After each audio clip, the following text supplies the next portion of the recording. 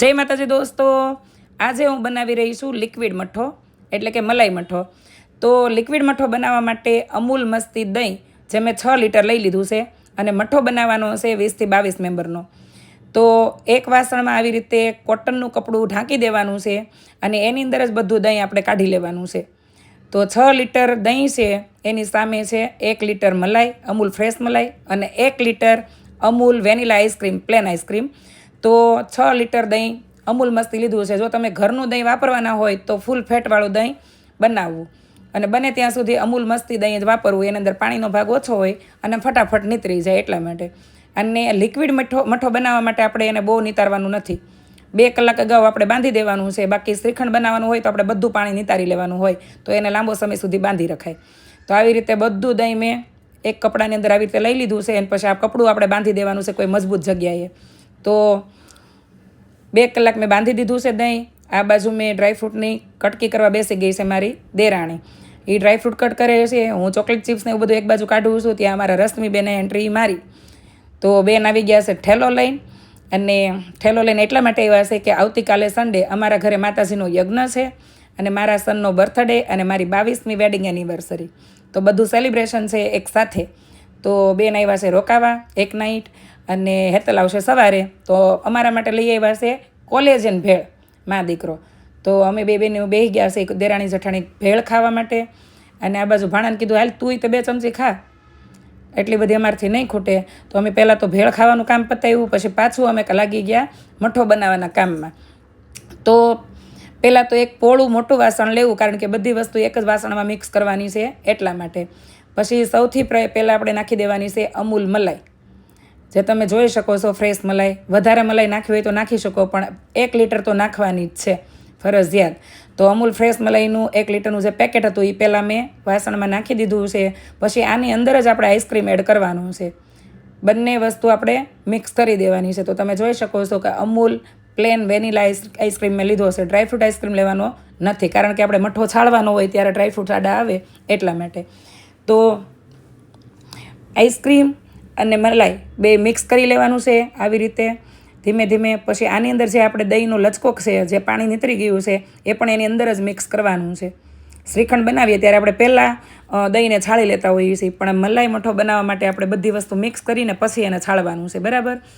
હવે મલાઈ અને આઈસ્ક્રીમ બે મિક્સ થઈ ગયું છે. એની અંદર નાખી દીધી છે મેં 2 કિલો બુરું ખાંડ, જે બજારમાંથી તમને રેડીમેડ મળી જ જાય. અને તમારે એ ન નાખવી હોય તો ઘરે પણ દળીને નાખી શકો, પણ બને ત્યાં સુધી બુરું ખાંડ નાખવી.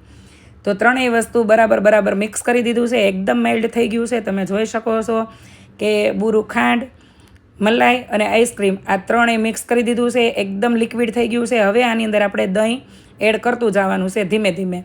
તો જે પાણી નીતરેલું દહીં છે એને ધીમે ધીમે હું નાખતી જાઉં છું અને એને આવી રીતે મિક્સ કરતું જવાનું છે, જે તમે જોઈ શકો છો પોળા વાસણમાં.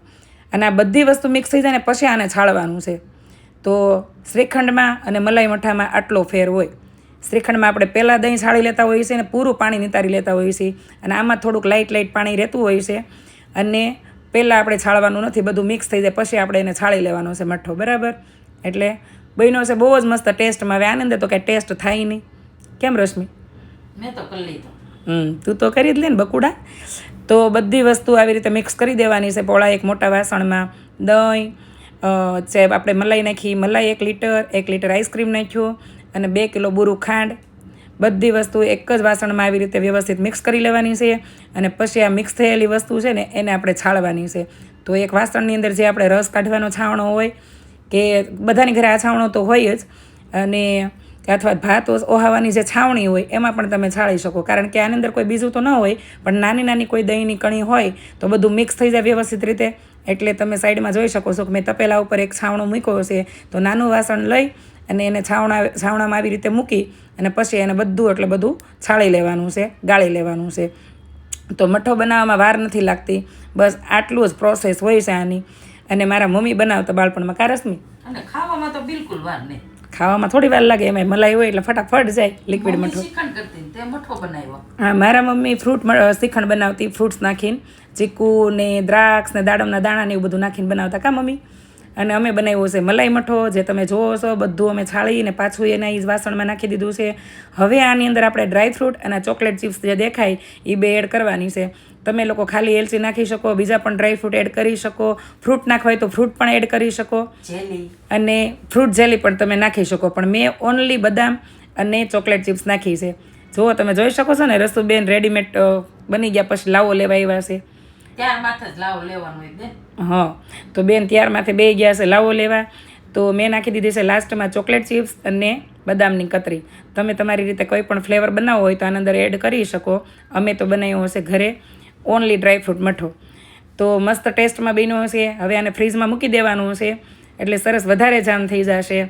અને વધારે તમારે મલાઈ નાખવી હોય તો તમે નાખી શકો. બાકી બીજી આમાં કોઈ લાંબી પ્રોસેસ નથી, બસ આ જ એની પ્રોસેસ. અને બની જાય 1 કલાકમાં મઠો. બરાબર, 2 કલાક અગાઉ તમારે દહીં મૂકવાનું છે નિતારવાને, 1 કલાકમાં મઠો બની જાય. જો બધી વસ્તુ મિક્સ કરીને ફરીથી પાછું એ જ તપેલું મેં ભરી લીધું છે ફ્રીજમાં મૂકવા માટે, તો બની ગયો મારો મઠ્ઠો રેડી. તો